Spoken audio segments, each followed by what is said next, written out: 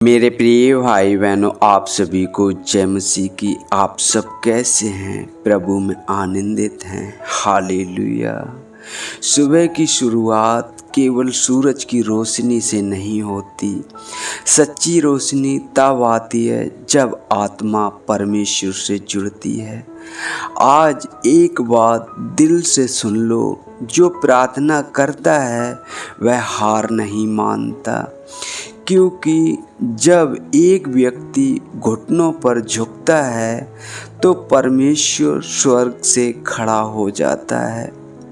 दुनिया कहेगी अब रास्ता नहीं बचा, हालात चिल्लाएंगे अब कुछ नहीं हो सकता, लेकिन वो आत्मा जो प्रार्थना करना जानती है वो चुपचाप कहती है, मेरे लिए रास्ता ऊपर से आता है। प्रार्थना कोई मजबूरी नहीं, ये एक शक्ति है। जब तुम प्रार्थना करते हो तुम अपनी सीमाओं को पीछे छोड़ते हो और परमेश्वर की असीम शक्ति में प्रवेश होते हो। कभी कभी जवाब देर से आता है, पर विश्वास रखना, जो देर करता है वो इनकार नहीं करता। परमेश्वर की घड़ी हमेशा सही समय पर चलती है। तो आज सुबह अपने आंसुओं को प्रार्थना में बदल दो, अपने डर को विश्वास में बदल दो और अपने शब्दों को धन्यवाद में बदल दो, क्योंकि याद रखो, जो प्रार्थना करता है वह गिरता नहीं, टूटता नहीं, हारता नहीं, वो हमेशा उठ खड़ा होता है परमेश्वर के बल से। हालेलुया। लूका की पुस्तक 18 अध्याय वचन 1 में लिखा है, तब उसने उन्हें एक दृष्टांत कहा कि वे सदा प्रार्थना करते रहें और थके नहीं। यीशु हमें यह सिखा रहे हैं कि प्रार्थना कभी एक बार की बात नहीं, बल्कि एक निरंतर संबंध है। बहुत बार हम जल्दी हार मान लेते हैं, लेकिन प्रभु कहते हैं सदा प्रार्थना करते रहो, थको मत। इसका अर्थ है जब जवाब ना मिले तब भी प्रार्थना करो, जब सब उल्टा हो तब भी, क्योंकि तुम्हारी निरंतरता तुम्हारे विश्वास की गवाही है। कोई भी स्थिति इतनी बड़ी नहीं कि प्रार्थना उसे बदल ना सके। इसलिए आज सुबह फिर से अपने घुटनों पर आओ, हार नहीं मानो।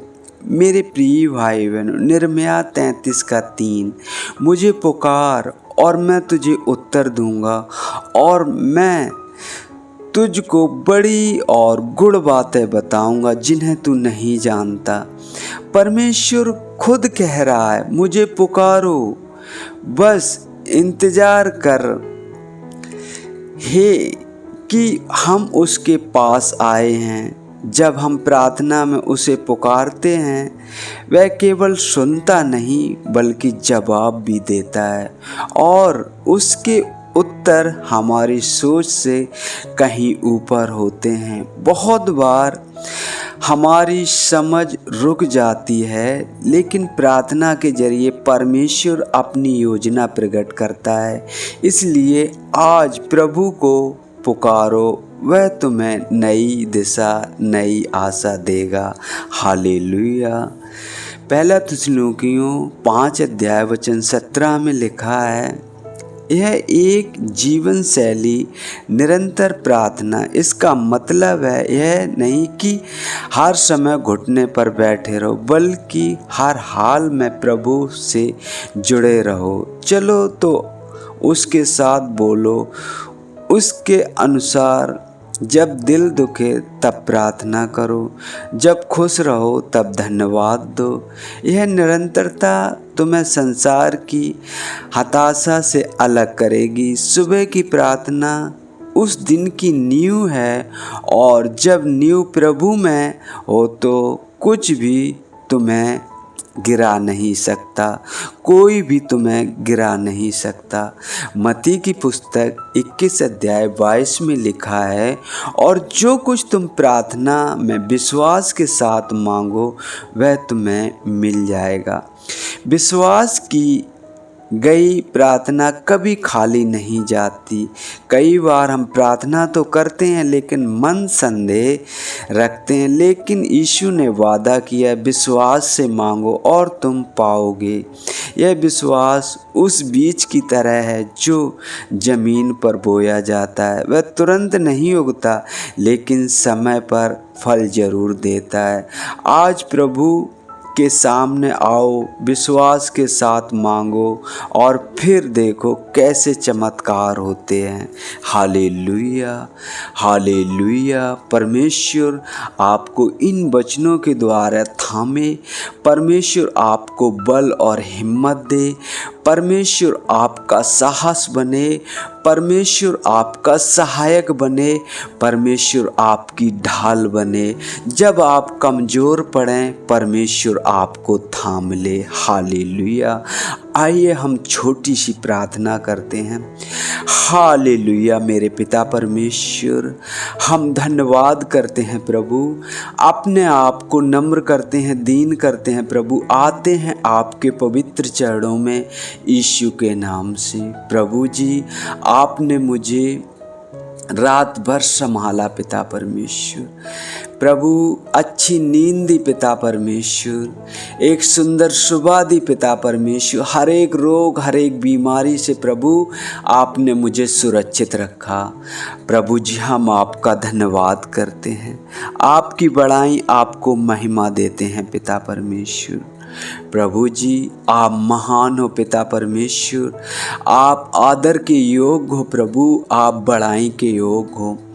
आपके जैसा कोई दयालु परमेश्वर नहीं, जो दुखियों की शुद्धि ले, जो परेशान आत्मा को शांति दे, ऐसा कोई नहीं है, सिर्फ तेरे सिवा। हाँ प्रभु, आप कर सकते हो प्रभु, आप हर एक के मन में वो शांति दे सकते हो प्रभु जो संसार नहीं दे सकता, जो लोग नहीं दे सकते प्रभु, घर वाले नहीं दे सकते, भाई बहन नहीं दे सकते, परिवार वाले नहीं दे सकते, लेकिन प्रभु आप ऐसी शांति दे सकते हो प्रभु। आप अपनी शांति से परिपूर्ण करें प्रभु, जिससे वो आप पर भरोसा रखें, आप पर विश्वास करें प्रभु। आप उन्हें लज्जित नहीं होने दोगे, आप उन्हें किसी के आगे हाथ नहीं फैलाने दोगे। भले ही प्रभु हमें बेशक रोना पड़ जाए प्रभु, लेकिन हमें किसी के आगे हाथ ना फैलाना पड़े। प्रभु आप हमारी मदद और सहायता करें प्रभु, हमें ऐसी आशीष दें कि हम प्रभु औरों की भी मदद कर सकें प्रभु।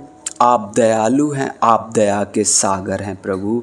हम आपका धन्यवाद करते हैं प्रभु, धन्यवाद करते हैं प्रभु। उन सभी भाई बहनों को पिता परमेश्वर आपके हाथों में सौंपते हैं पिता परमेश्वर, जो शांति का सुसमाचार प्रभु जी हर एक जन तक पहुंचाना चाहते हैं। मुझे नहीं पता, ना उन्हें पता आज उनके साथ और मेरे साथ क्या होने वाला है, लेकिन प्रभु आपका वचन कहता है तुम्हारे लिए मैं योजनाएं करता हूँ। प्रभु आप जो मेरे लिए करोगे वो अच्छा और उत्तम होगा प्रभु।